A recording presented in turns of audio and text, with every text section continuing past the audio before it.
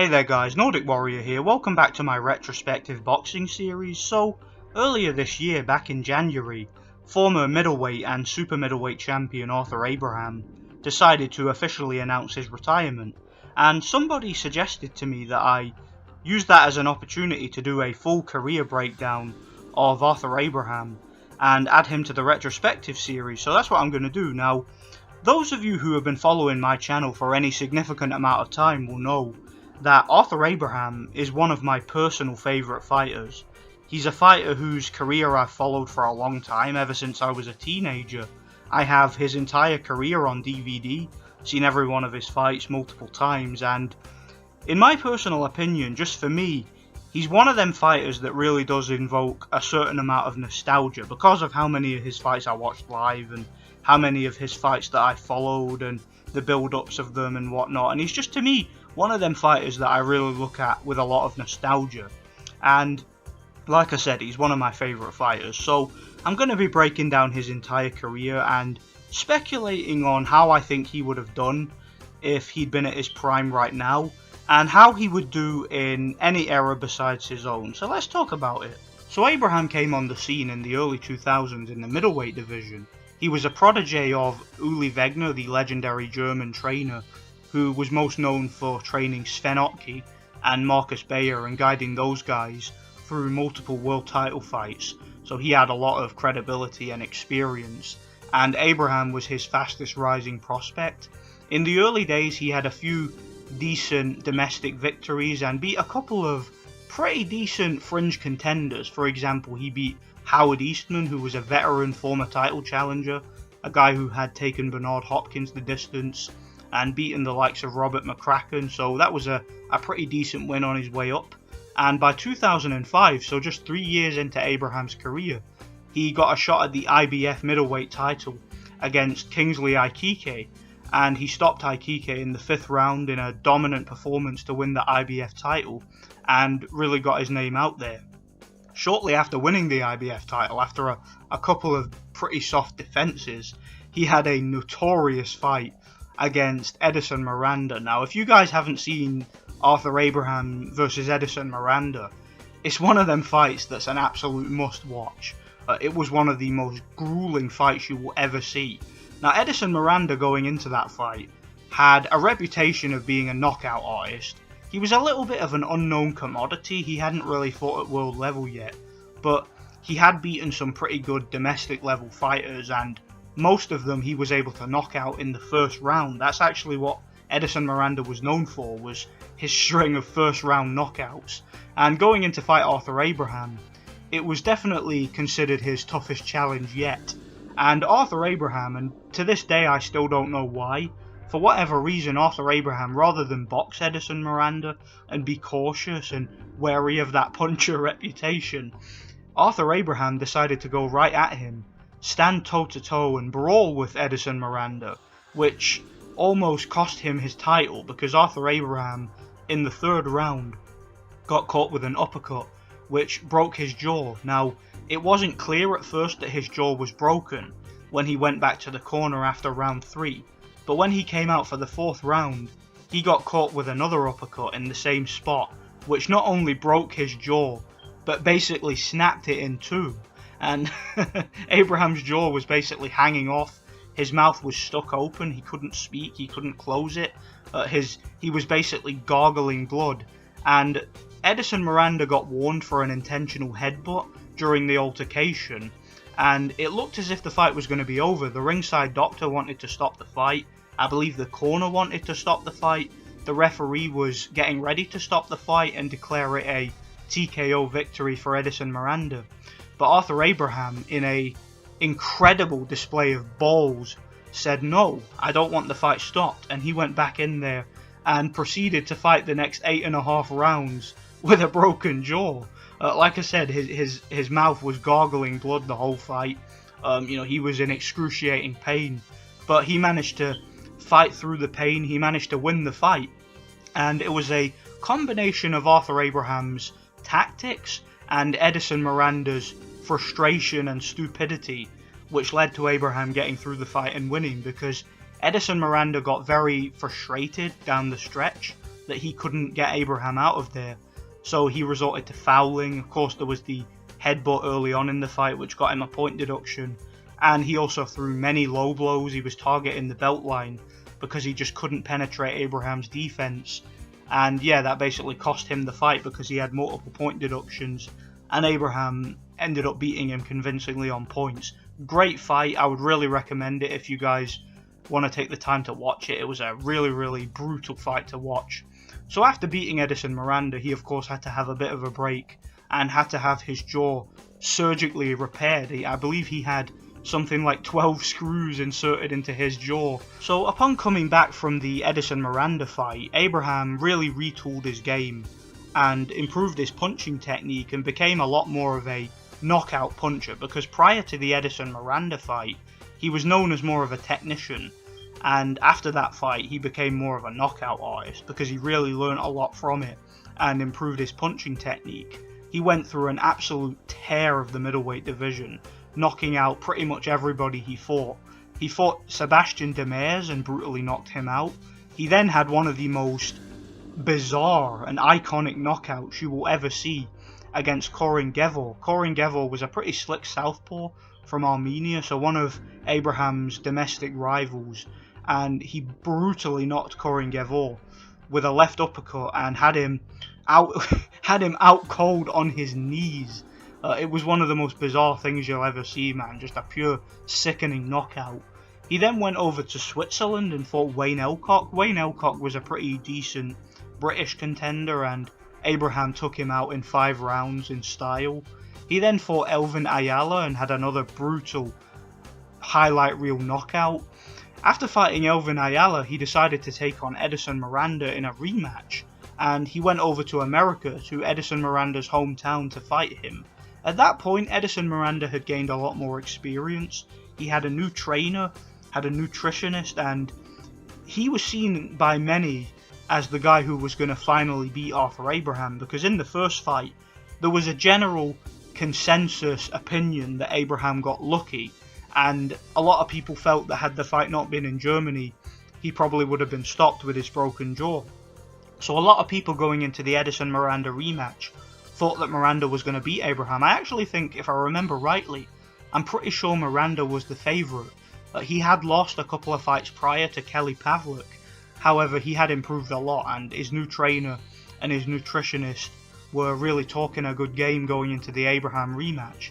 It turned out to be one of the best performances of Abraham's career. He took his time in the first couple of rounds, unlike the first fight, and just assessed the situation. And once he got his timing, he brutalized Edison Miranda.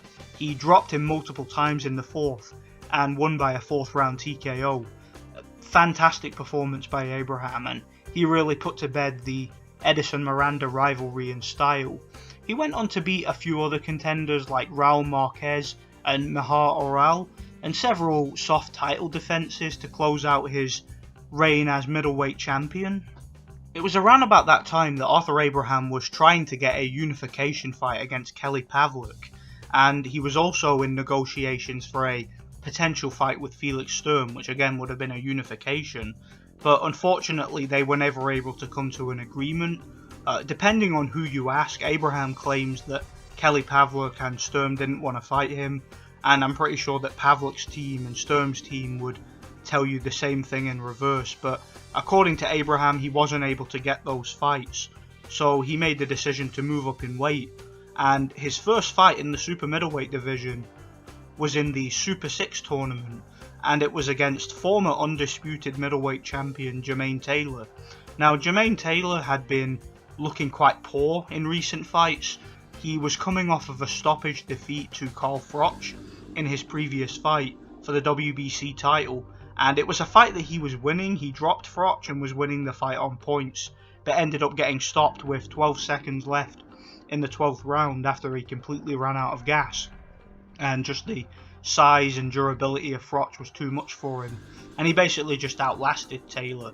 And going in against Abraham, that was seen as pretty much a 50-50 fight, because it was generally accepted that Taylor, though he was past his prime, he had a lot more pedigree than pretty much anyone else in the tournament, because he was the former undisputed middleweight champion.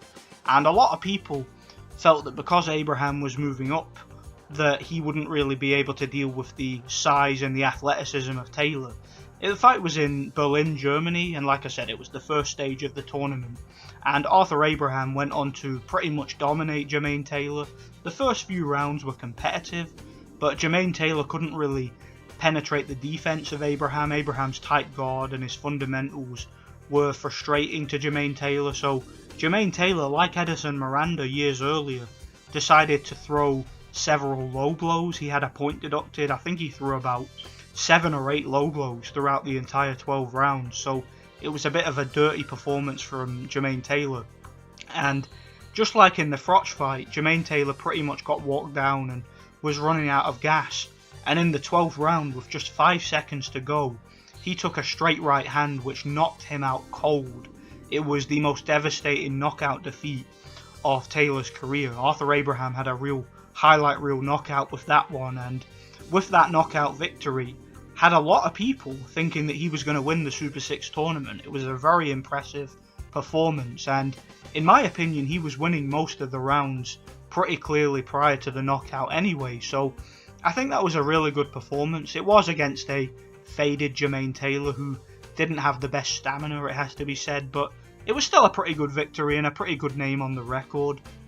After fighting Jermaine Taylor, of course, in the next stage of the tournament, he took on Andre Dirrell. Andre Dirrell was coming off of a controversial decision against Carl Froch, and that was the first loss of his career.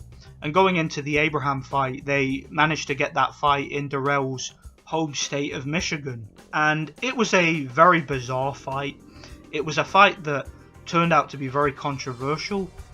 Andre Dirrell was fighting in America, of course, at home, and the referee for that fight was the infamous Lawrence Cole, who is probably the most notoriously corrupt referee in the history of boxing, who is very well known for being on the take, so to speak. He basically allowed Andre Dirrell to do whatever he wanted in the fight. Dirrell was hitting low, Dirrell was jumping to the floor every time Abraham got close.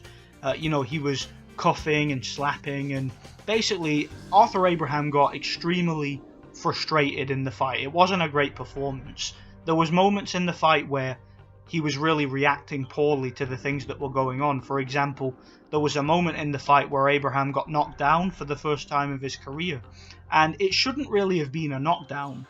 Andre Dirrell basically pushed Abraham off balance with his arm and then hit him with a left hand and dropped him, and the referee completely ignored the fact that there was the push and ruled it a knockdown. To make matters worse, later on in the fight, Arthur Abraham himself scored a clear knockdown where he landed a right hand on Dirrell's chin, and it was one of the most clear and conclusive knockdowns you will ever see, and the referee waved it off and ruled it a slip. So you could tell that Arthur Abraham was extremely frustrated.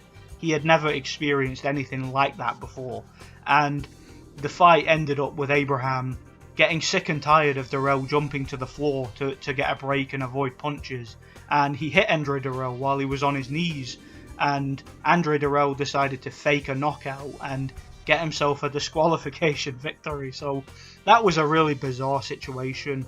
Arthur Abraham, in my opinion, was really hard done by in that fight, because Andre Dirrell should have had points deducted for ducking below the waist, jumping on the floor, hitting low, and just being a spoiler in that fight, being a really dirty fighter. And yeah, Arthur Abraham got disqualified, and you could tell that he was very demoralised by the disqualification, because it was a loss that in his mind was unjustified. In his next fight, he took on Carl Froch. That fight was in the third stage of the tournament, and it was for the vacant WBC title, and it was probably the most disappointing performance of Arthur Abraham's career. He was comprehensively outboxed by Carl Froch, and he lost pretty much every round on the official scorecards. Personally, I think the fight was a little bit closer. There were a couple of rounds early on that you could have given to Abraham, and I think I gave Abraham the 9th round and the 12th round, but nonetheless it was still a very clear one-sided victory by Froch. He won most of the early rounds and most of the mid rounds, and pretty much kept Abraham at long range behind a long jab. Froch had something like a 4-inch reach advantage, and he was just moving around and tapping and feinting and just keeping Arthur Abraham at bay. And Arthur Abraham looked very demoralised. Going into that fight, he looked beaten before he even got in the ring. I don't know what it was, whether it was the Andre Dirrell situation or whether there were shenanigans behind the scenes or something, but to me, Arthur Abraham just didn't seem fired up for that fight. It was a very, very disappointing performance, and he pretty much resigned himself to a loss midway through the fight. And although he did land a good right hand in the 12th round and had a good 9th round, I still felt that, to me, he just didn't really seem up for it, and it was just a very disappointing performance, and it was definitely his most demoralising defeat, in my opinion. So after losing to Carl Froch in one-sided fashion, he managed to get through to the next stage of the tournament, and the reason why was because he had a knockout victory against Taylor, and that gave him 3 points, which gave him the right to go through to the next stage of the tournament, whether he beat Froch and Dirrell or not. So he was lucky there. And he had a stay-busy fight against a guy called Stefan Bozic, who he stopped in 2 rounds. It was just an easy walkover job. Bozic basically just quit, claiming he had a hand injury. He was a fighter who was known for quitting in the ring. He'd quit in many fights. And after that, he fought Andre Ward. Now, surprisingly, and this is a fight that, in my personal opinion, doesn't get the credit that it deserves, because that was actually a pretty good fight. Unlike in the Froch fight and unlike in the Dirrell fight, going into the Andre Ward fight, Arthur Abraham actually put on a really good performance. He was very aggressive in the fight. He got off to a fast start. He won a couple of the early rounds against Ward. He actually did stun Ward a couple of times. And despite Ward's reputation of being a very, very crude and rough and dirty fighter who would rough you up on the inside and stick the head in your face and just really tear you up on the inside, he wasn't really able to manhandle Abraham like he was able to manhandle Alan Green and Mikkel Kessler and fighters like that. Abraham actually did give Ward a lot of problems, a lot more problems than he was given credit for. Because if you look at anybody's breakdowns of that fight in retrospect, they always claim that it was an easy fight and that Ward dominated it, but he actually didn't. If you watch that fight, you'll see that in the early rounds, Abraham had a lot of success. And then when he started to slow down, because he used up a lot of energy early on, Andre Ward started to win the mid-rounds by just being busier. You know, he just had the quicker hands, he had more stamina, more work rate, and he was a little bit more technically gifted, a little bit more crafty than Abraham.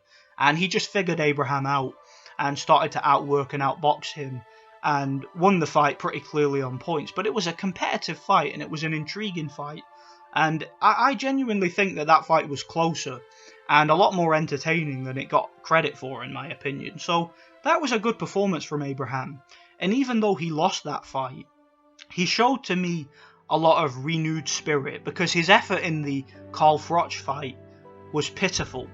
But in the Andre Ward fight, I think that he's definitely showed that he had a lot more to him, that he had more of a chip on his shoulder and something to prove. So after the Andre Ward fight, he went back to Germany and he started to rebuild. He had a couple of good victories. For example, he knocked out Pablo Farias. He had a good win over the former European champion Peter Wilchelski, who was a pretty good contender who, in my opinion, beat James DeGale. Arthur Abraham completely schooled and outboxed Wilchelski. And what you'll notice about Abraham during this time period, because in the middleweight division, he was knocking everybody out. You know, he was a legit KO artist at middleweight. But he never really brought the power up with him at super middleweight. And that's something that I think he had to learn. And he really learnt that during the Super 6, because he had the knockout against Jermaine Taylor, who himself was, of course, a former middleweight. But when he fought some of the more established super middleweights, like the likes of Andre Dirrell and Froch and Ward and guys like that, he realised that he didn't have the power to blast these guys out of there. So he was going to have to go back to his roots and become more of a technician. And that's what Abraham did.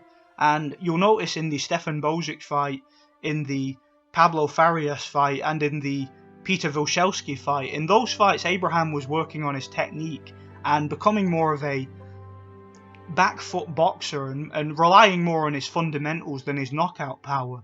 And he managed to get a title shot in 2012 against the WBO champion Robert Stieglitz, and it was one of the best fights I have ever seen. If you guys have never seen Arthur Abraham versus Robert Stieglitz, I would definitely recommend you watch it. That fight is an absolute must-see. It was a great fight. Personally, I scored that fight to Robert Stieglitz. I thought that Robert Stieglitz beat Abraham by a couple of rounds, but I have no argument with the decision, and the reason I say that is because even though I thought Stieglitz won, and even though I thought he outworked and just did that little bit more than Abraham, Abraham did a lot more damage with the punches he did land, and he opened multiple cuts on Stieglitz's face, and he just landed the more telling and eye-catching blows. So even though I thought that Stieglitz won, I have no argument with the decision. Of course, with how great the Stieglitz fight was, he had to give him a rematch, and in 2013, Abraham gave Stieglitz the rematch, and in a shock upset, and one of the most surprising moments I've ever come across in boxing, I remember watching it live, Robert Stieglitz destroyed Arthur Abraham. He stopped Arthur Abraham in 3 rounds, pummeled him, got him on the ropes, and just beat him into submission.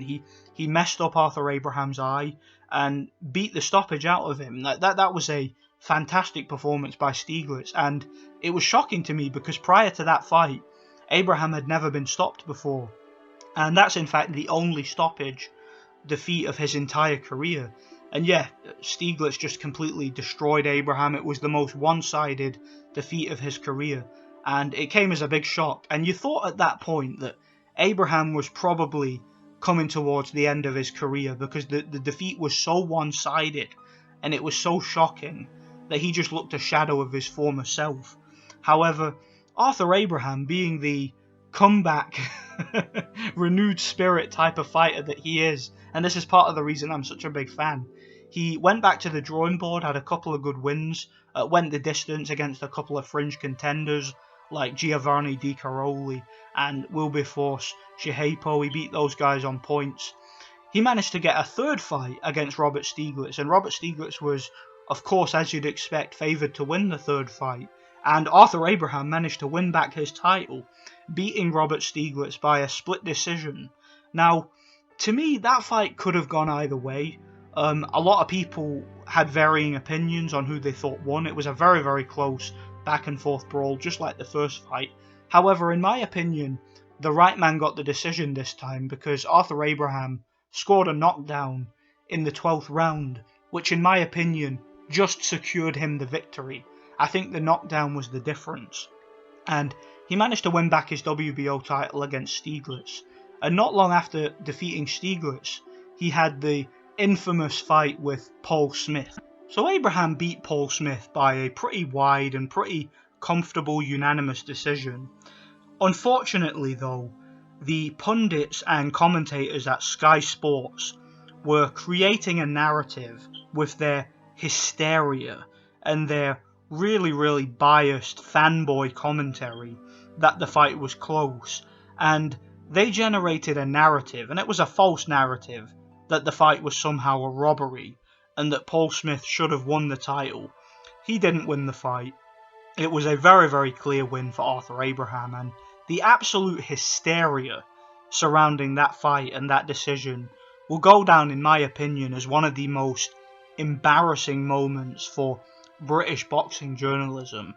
Paul Smith did not win that fight. He did better than most people thought he was going to, but that didn't mean he won. He lost the fight pretty clearly.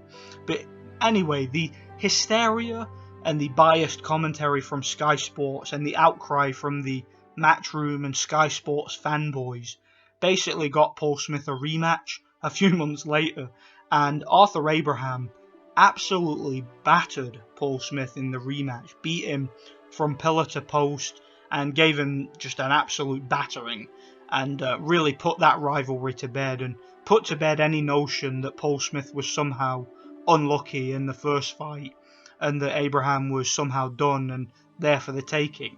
You know, he put a real beating on Paul Smith and put him in his place as far as I'm concerned. And yeah, it was an embarrassing situation for the British boxing fraternity because, like I said, the whole hysteria from the Sky Sports and Matchroom fanboys was really pathetic as far as I'm concerned. So yeah, he beat Paul Smith very easily on 2 occasions, and after beating Paul Smith twice, he went on to fight Robert Stieglitz for a 4th time. Now, in my personal opinion, I wasn't a big fan of that fight, because going into the 4th Stieglitz fight, Robert Stieglitz was coming off of a draw to Felix Sturm, and not only that, but it was quite well known that behind the scenes, Stieglitz had been dealing with injuries.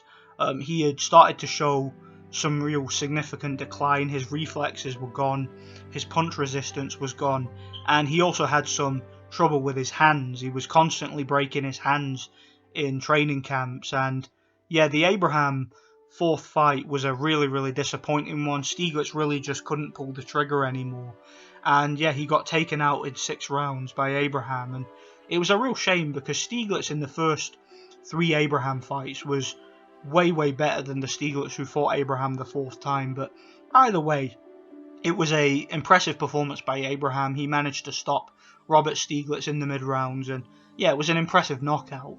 After fighting Robert Stieglitz, he went on to fight Martin Murray, who was of course a former title challenger from Britain, who had a fight with Felix Sturm over in Germany several years earlier and managed to gain a draw. He also fought Sergio Martinez for the lineal middleweight title, and that fight was over in Argentina, and he got absolutely robbed. I think everybody, even the people in attendance, agreed that Martin Murray clearly beat Sergio Martinez. So he was very unlucky not to be champion. Going in to fight Arthur Abraham, it was considered pretty much a 50-50 fight. A lot of people thought that Martin Murray, with his size advantage, because he was really big for the weight, and with his youth and energy, and with how unlucky he'd been in previous title fights, felt that he was going to beat Abraham. Abraham won the fight pretty clearly, in my opinion. It was a split decision, but I'm not quite sure what that 3rd judge was looking at, because to me, it was a pretty comfortable win for Abraham. I just thought he landed the cleaner, more telling blows. Most of the quality came from him, so I think it was a clear victory for Abraham, if I'm being honest. I'm not sure why it was a split decision. And that would be his final successful title defense. He went on to fight Gilberto Ramirez. That fight was over in Las Vegas, and it was on the undercard of Manny Pacquiao versus Timothy Bradley. And he lost to Gilberto Ramirez by unanimous decision. He lost pretty much every round. He got schooled. It was a very one-sided domination from Ramirez, who was just taller, younger, faster, had more energy, more stamina, and just completely outworked and outboxed Arthur Abraham. And after losing to Ramirez, most people thought Abraham was either going to retire or just have one more homecoming fight, then call it a day. He rebounded with a couple of domestic level wins. He defeated Robin Krasniqi, who was a former 2-time light heavyweight title challenger who had moved down in weight, managed to beat him by unanimous decision. And shortly after, he got a shot at the IBO champion Chris Eubank Jr. and once again got completely schooled and lost pretty much every round and got dominated basically. So Abraham at that point was pretty clearly past his prime and pretty clearly shot. He couldn't really pull the trigger anymore. I personally believe that had Abraham been 2 or 3 years younger, he probably would have beaten Eubank Jr. and probably would have beaten him comfortably, but by that point he just had no stamina, his reflexes were gone, his footwork was really stationary, he was a bit of a plodder, didn't really have much hand speed, and yeah, Abraham by that point of his career was basically a washed up fighter.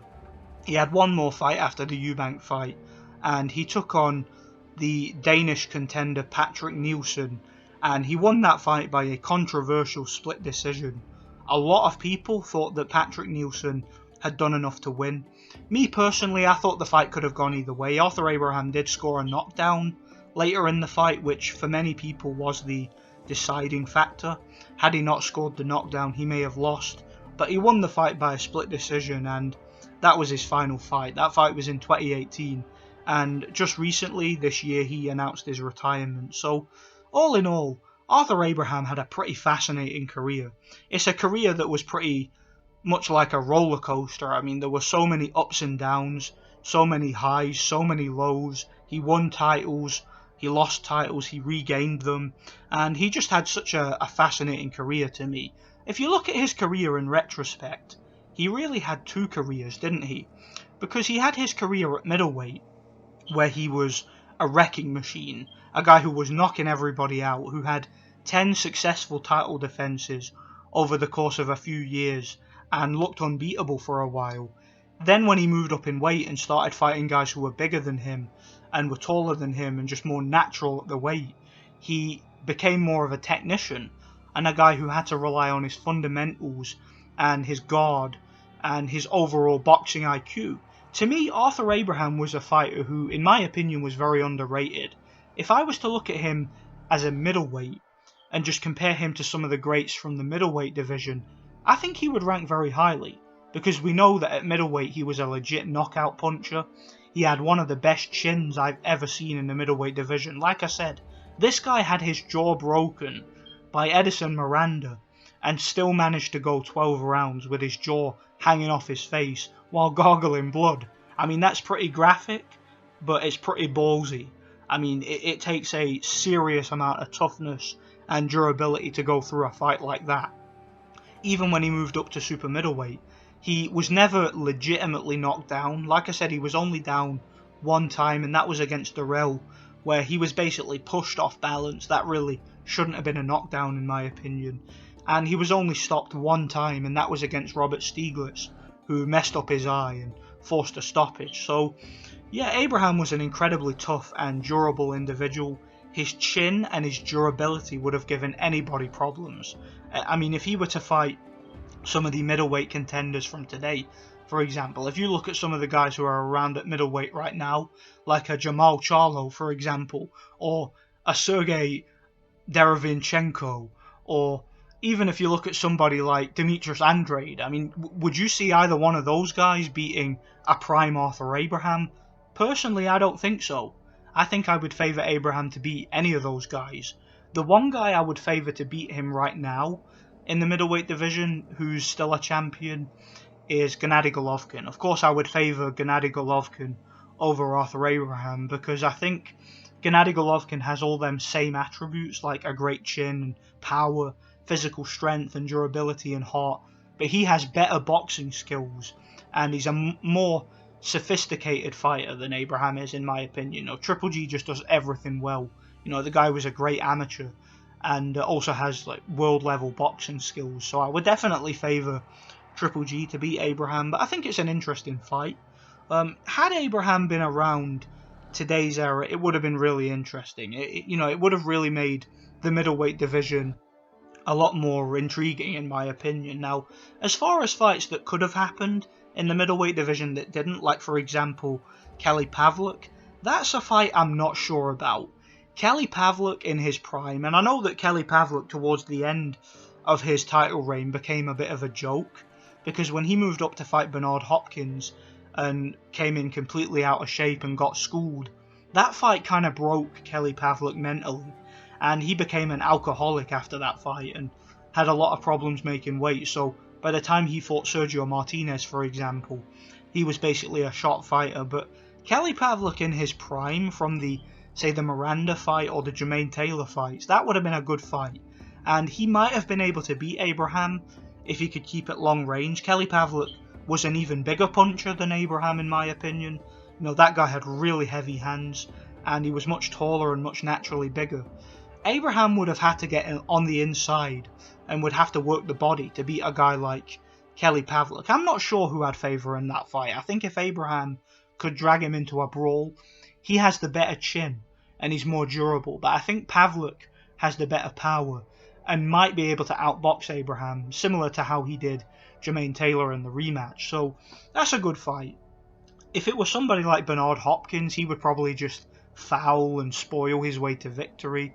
Obviously, if it was some of the middleweight greats from the past, like for example your Marvin Haglers or your Thomas Burns, I'd probably favour those guys just based on their sheer attrition and their sheer athleticism. But Arthur Abraham's chin and power would make him a problem for those guys. I mean, I can't see them stopping him, so they would have to beat him on points. As far as the super middleweight division goes, and we have a lot more to judge by on this because Arthur Abraham at super middleweight definitely fought a more varied level of competition. For example, he fought the likes of Froch and Ward and Stieglitz and Gilberto Ramirez and Chris Eubank and guys like that. He fought a lot of really, really awkward opponents, guys like Darrell and Patrick Nielsen and so many others. And he had a really, really good run at super middleweight and a lot of ups and downs. Like I said, he won the title against Stieglitz, lost the title and then regained it. So he had a really fascinating career. And if you look at the super middleweight division right now, you look at the likes of Caleb Plant, for example, or the likes of Billy Joe Saunders, I would favour a prime Arthur Abraham to beat both of those guys, in my opinion. I would take a prime Arthur Abraham to beat Callum Smith, for example. I'd probably take him over those guys, even though they're a lot bigger. Don't get me wrong, they would be competitive fights, but I just think that he has the chin and durability and the boxing IQ to beat those guys. Abraham was a fighter who did everything right. He didn't really have anything that particularly stood out other than his power and his chin, but everything he did well. He knew the basics. He had a great tight guard that was very difficult to penetrate, knew how to tuck his chin, knew how to fight economically, like he would throw punches when he needed to. He was good at nicking rounds by amping up the pace in the final 30 seconds of a round and impressing the judges, and he was very good at just being economical over the course of 12 rounds. And even though his stamina was never the best, he just knew how to manage his stamina over 12 rounds, and he didn't really waste a whole lot of energy. And that's what made him really effective down the stretch and why he had so many late knockouts in his career. So that would have made him competitive in any era. Like I said, he had great knockout power at middleweight, and at super middleweight he really honed his defense and he became a very, very good economical defensive fighter. And to me, Arthur Abraham was just one of the most exciting and one of the most underappreciated fighters of his era. And I think he would have done well in any era. That's not to say that he would have beaten any of the all-time greats. That's not to say that I think he was underrated or anything like that. I just think that he was a fighter who was very fundamentally sound. I would have loved to have seen him fight Felix Sturm. That would have been a great fight. I'd have loved to have seen him fight Kelly Pavlick. And it's just a real shame that those fights never happened. It's a shame that we never got to see him in a unification fight, because I think that would have brought out the best in him. And just like a lot of fighters that I've covered on here in my retrospective series, there's really a lot of real ifs and buts about him, isn't there? So yeah, Arthur Abraham was a good fighter. I definitely think he was a lot better at middleweight than he was at super middleweight. But even at super middleweight, he was never legitimately knocked down, and he was only stopped one time, and that was against Stieglitz. So to me, he was a very good fighter, and he was a fighter who obviously had some flaws, like for example his feet were quite slow, and against a guy who was taller and quicker, he could be outboxed. And against Robert Stieglitz, he kind of got put in his shell, because Abraham's tight guard left him a little bit susceptible to being backed up, and he didn't really know how to punch with his opponent, if you know what I mean. Like, when you try to back Triple G up, he'll catch you on the way in with a hook, whereas Abraham needs you to stop so that he can set his feet and throw punches, and that was a little bit of a exploit that you could use to beat him. But even with that exploit, it took a really good fighter to beat him. Okay, the only guys who beat Arthur Abraham in his career were world championship level fighters. Again, the likes of Andre Ward and Robert Stieglitz and Carl Froch and Andre Darrell and guys like that. They were the guys who beat him. He wasn't being beat at domestic level. When he fought a guy like Paul Smith or a guy like Wayne Elcock, he beat those guys convincingly. So to me, Abraham was a really good fighter, if a flawed fighter, and he's one that I'm just so fascinated by. I think he had a really, really roller coaster career, and I love rewatching his fights. So yeah, this was a bit of a long one, but I really enjoyed talking about Abraham's career and watching his fights in retrospect. So let me know what you guys think. Let me know of any fighters that you want me to do retrospective videos on. I do have quite a few projects in the works, fighters that I'm currently studying for the series, because I did get quite a lot of interesting suggestions. But if you guys have any more, let me know in the comment section to the video and I'll check them out. So yeah, thanks for watching, God bless.